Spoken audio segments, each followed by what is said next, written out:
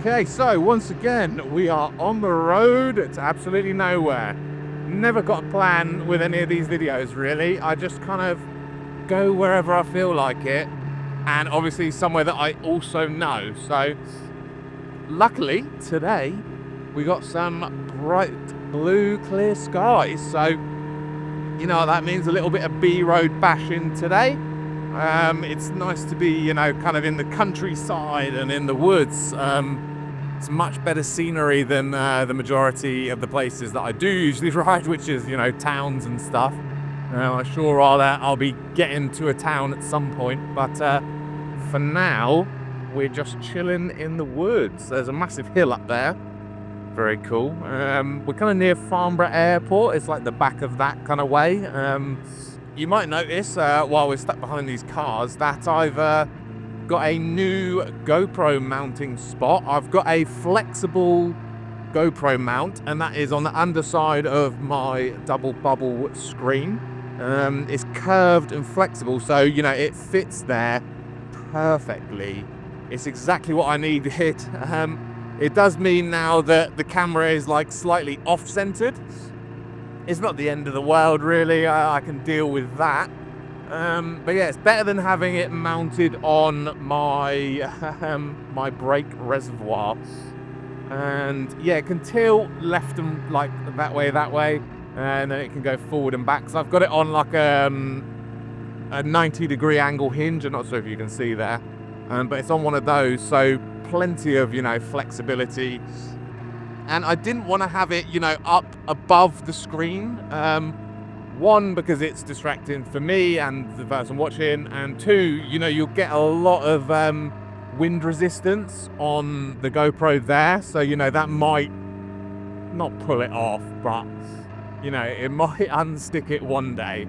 I'm going carefully around these corners because before setting off, I had to turn around, and because it was so steep, I actually went round this like car park and absolutely dragged my tire through the mud. I'll put that little bit in so you can see how muddy that tire actually got. So yeah, just taking it easy around the corners. I might I mean, if I give it a blast, I'm sure the mud will just go flying off, but you know, better safe than sorry. I'd hate to bin my bike, you know, at the start of peak bike season. Other than that, what did I show? Oh yeah, I showed the tank grips, which, it feels so good. It takes so much strain off of my wrists. Now I can, you know, support myself a little bit better from my core. And they're Block, BLOQ. They cost, I think, it was 5 pieces total, so 2 either side and then a center one. I think it was like 33 quid, which absolute bargain in my eyes. Very happy with that. Now, can I... Yeah, I'm just going to scooch. Is how I like to... Well, I'll scooch in front of you as well. And scooch out of this junction. Yippee! Yeah, 33 quid. Pretty good.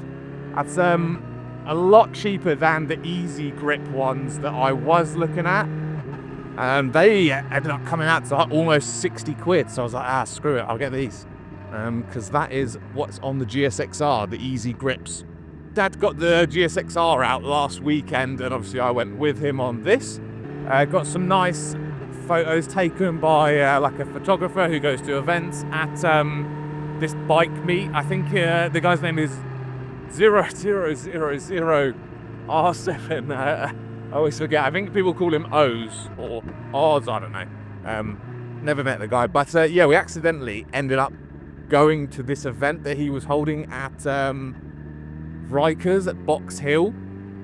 Turned up on the GSX-R and the Blade, and there was an absolute sea of people on bikes there. All kinds of bikes, you know, 125s and big bikes. There were some really, really flash bikes there. So that was pretty cool. It was quite funny though, yeah, photographer on the roundabout before you come in, and then another photographer when you come in. And there was also a guy like with like a handy camcorder recording. So I think I'm on recording, you know, giving the Blade a little bit of a rev. I'll see if I can find it online because I'm sure it'll be on YouTube somewhere, as I'm sure like all the content has come out for that ride out so far. But yeah, it looked like a cool ride out, and it's really got me looking forward to summer in general, and just the weather getting better, because I think that was the first, just get out the way of that, that was the first nice day in a long time. You know, it was, I think it was like 13 degrees, you know, cloudy but warm. So yeah, it was really, really nice to get out and you know, see all the bikes out and about. So with the GSX-R, my dad had a little bit of a boo-boo with that, because I don't trust if there's mud on my tyre. Because with that, there was a like a disc lock on the front of the bike, and he'd forgotten this, like in the morning when he came to get the bike out one day, rolled it back and absolutely shredded the front mudguard, which is so funny. And well, it's not funny, but it is to me, because that front mudguard is like one of the only original pieces from the front end that survived the crash. Absolutely shredded by the disc lock. So he thought, I'll just repair it myself, you know, fiberglass it and patch it up, and that's what he did. But I don't know why he did it. He decided to spray it red on, because he was thinking, oh, I'll never paint match that pearlescent white on the rest of it, and I don't want to have to spray the whole thing, so just spray the damage section. But he decided to spray it red. So there's that. Let me know what you think. I mean, it definitely adds a little bit of a touch of a different color to the bike, so now it's red, white and blue, and you know, it does match the Hell stickers and the GSX-R stickers. But yeah, interesting choice from him. I know you kind of, it's growing on me, you know, it is growing on me. It definitely sets the bike apart. But yeah, at first glance you might think, why did you do that? But now you know the backstory. And while the bikes were locked up, he was nice enough to put, because now the Z800's gone, I forgot to mention that, this goes in the big shed with the other bikes, other bike now. And yeah, he popped a disc lock on the front for me, but he didn't want me to make the same mistake, because this is brand new fairing. So yeah, he's put a little glove on the front grip that says disc lock. Howdy. I put a little picture of that up. So yeah, don't want to be making that mistake. A lot of people say, oh yeah, you need, yeah, well, you can't park there, sir. A lot of people say, oh, get the little wire thing. Nah, glove, mate. Glove does the trick. So yeah, the Z800 is gone. It was sold to a nice chap who, when my dad was talking to him, he said the guy was actually at that ride out at Rikers, which is pretty funny. So yeah, the Z800 is no more. I did want to have, you know, like one last ride. I mean, the tyres needed changing.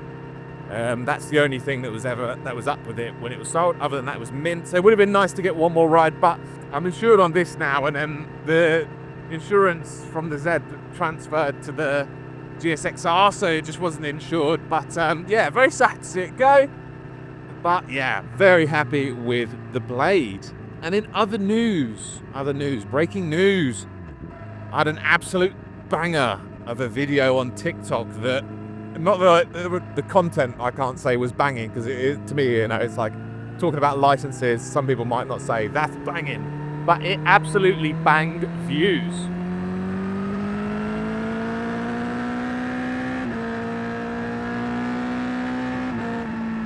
And the last time I checked the views this morning, I think it was on like 250,000, which is absolutely insane. It's most likely just continued going up.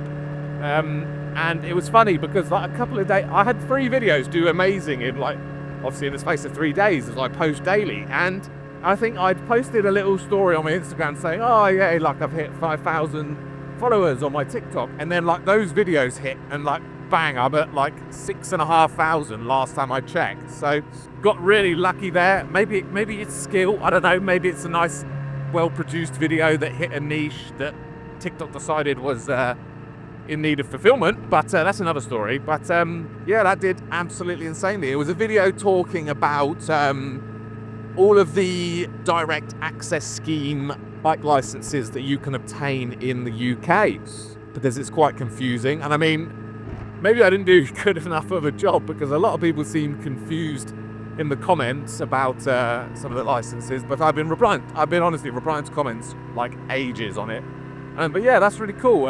It would be lovely if I could see, you know, results like that on other platforms, but I swear, like, algorithms vary so much across TikTok, Instagram, YouTube, that, you know, one thing might do incredibly well on one platform and really bad on another. Case in point, my fucking YouTube shorts never do that well. I had one do well and that was it. I mean, same with videos. Like, some videos do all right, others do a bit meh. I'm yet to have a vlog do insanely well. It's, I think, the only, come on bud, the only long form content I've had that's done like insanely well has been, well, I say insanely well, to me it's insane, has been like the point of view rides on the Z, and also a rev check for the Krapovich exhaust on the Z. Other than that, YouTube's kind of just chilling. But it did get me thinking that, you know, I am going to be able to start earning money soon from TikTok, because at 10k followers on TikTok, you can apply for the, oh god, what's it called? The creator support program. I can't remember. But yeah, when you're over 10k, you can apply for that and basically get paid for the views you get on videos